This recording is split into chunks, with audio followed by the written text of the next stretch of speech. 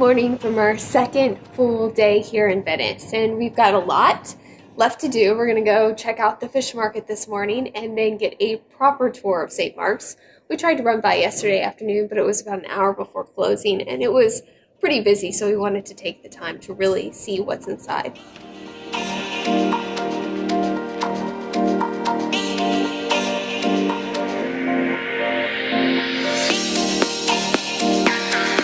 So yesterday was a pretty hectic day. We had quite a bit of trouble finding our way around. Google Maps wasn't a whole lot of help either. It just kind of circles and spins. We covered a ton of ground, as you can see. My iPhone here says a little over 11 miles actually. So today we have our bearings a little better about us, and we're going to hopefully be a little more efficient in what we do today.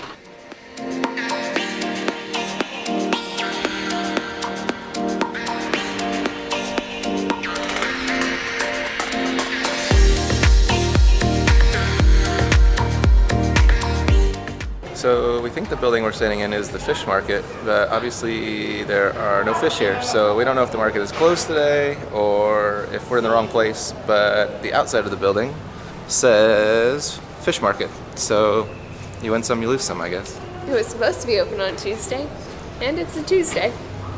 See? Fish market. Up there, fish market. On to the next.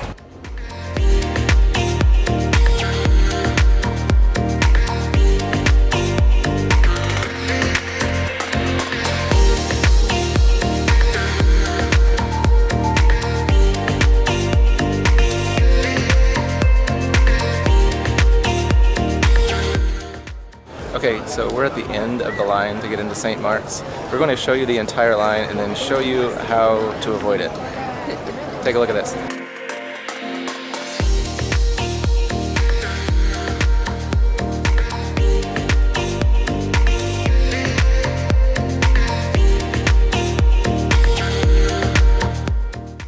Okay, so I don't know if you noticed as we went through that line there, but several of those people in line had backpacks. Well, large bags are not allowed in St. Mark's Basilica. So if you're standing facing the church as we are right now, and you go around the block to the left, there is a baggage check for free at a neighboring church. If you leave your bag there, you only have an hour before you have to pick it back up. So because of that, the church will let you show your bag check card and skip the line to the church. So we're going to test that theory out and see if it works today. So there's the entrance to St. Mark's over that way. And here's the entrance to the bag check. You go down this tiny little street.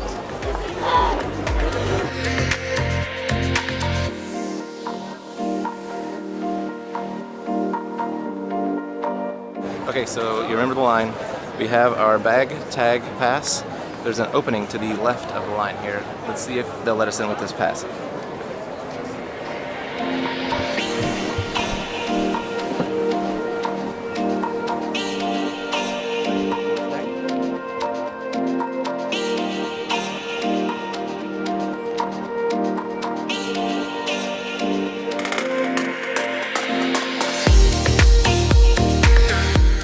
Saw quite a few people using their cameras and their cell phones to take a lot of pictures and videos inside of St. Mark's, but there are signs everywhere asking for silence and no photography, so we didn't take any video inside. Plus, they were having a mass service at about 11, so it seemed a little disrespectful.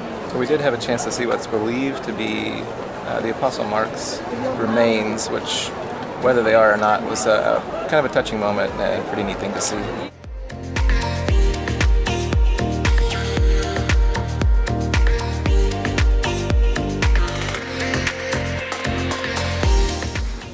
Okay, so we just left St. Mark's Basilica. We're trying to make a quick stop at the Church of Zechariah before it closes, which is at noon, which is 5 minutes from now, but supposedly there's a really cool crypt here, so we're going to see if they'll let us in. We made it inside right before they closed. We were able to sneak a peek of what the main attraction to the church was, and it's actually the, I guess, disputed or reputed body of Zechariah, the father of John the Baptist. So there's a chance to see the sarcophagus and the remains there, which is kind of neat. Then we were kicked out before we could enter the crypt, but it looks like they open up a few hours later, so we'll come back and check it out.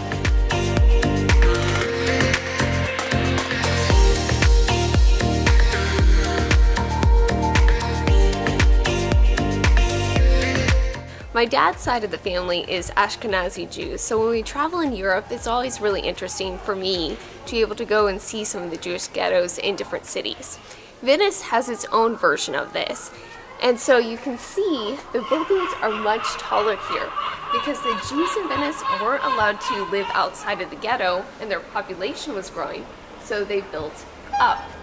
It wasn't until about 1797 when Napoleon was here that Jews are finally allowed to live outside of the ghetto.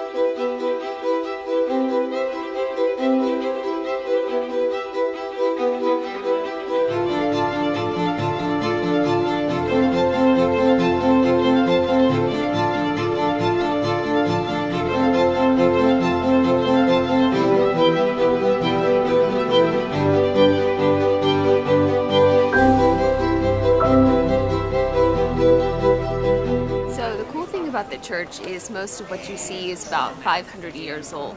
But that crypt where we were, we couldn't talk too loud, but that's from more than 1,000 years ago. And you can see just how high the water is sometimes in Venice when it starts to flood in Venice.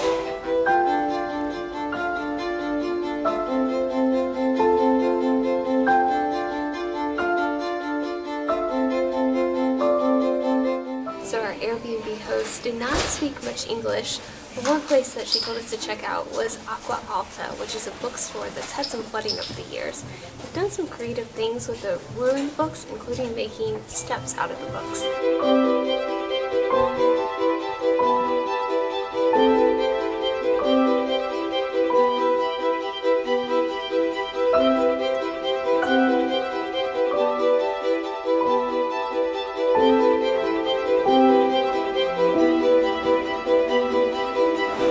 So, we're about to do something a little touristy. We've saved some money in some different areas, and we're about to ride a gondola. It's an expensive little trip down the canals, but we've heard it's the best way to see Venice.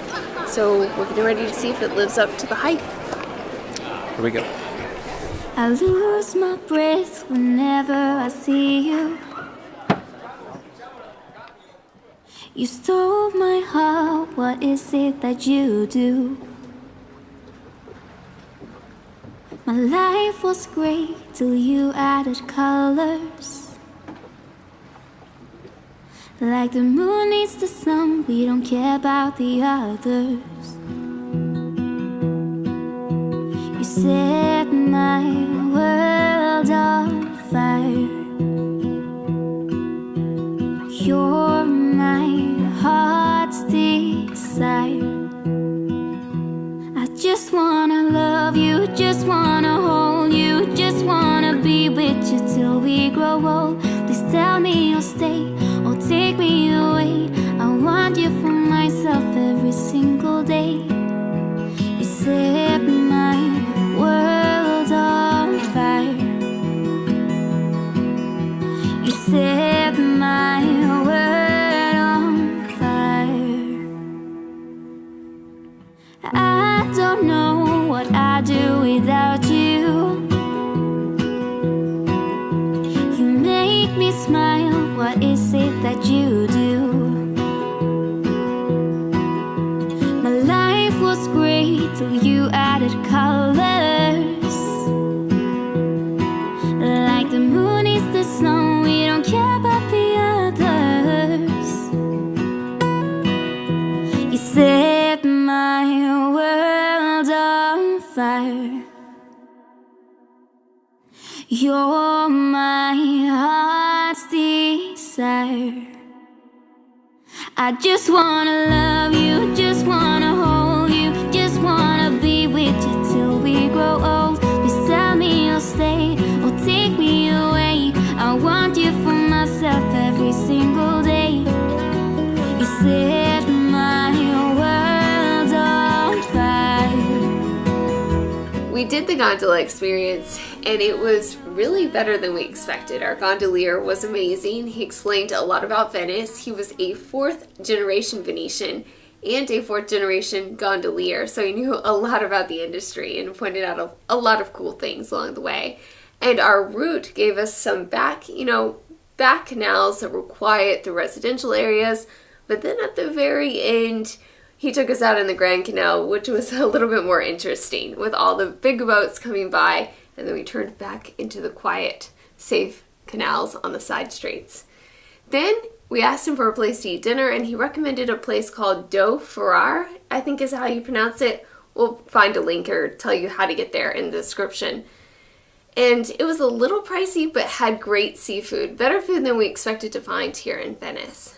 Yeah, so we had a seafood risotto. It was definitely house-made. It had all kinds of chopped up shrimp and fish parts in it, so it was pretty obvious that it was made in-house and not frozen. Flavor. Head pieces of shrimp is how you know it's got real flavor. That's right. It was delicious. And again, the gondola ride was well worth the money, even though touristy.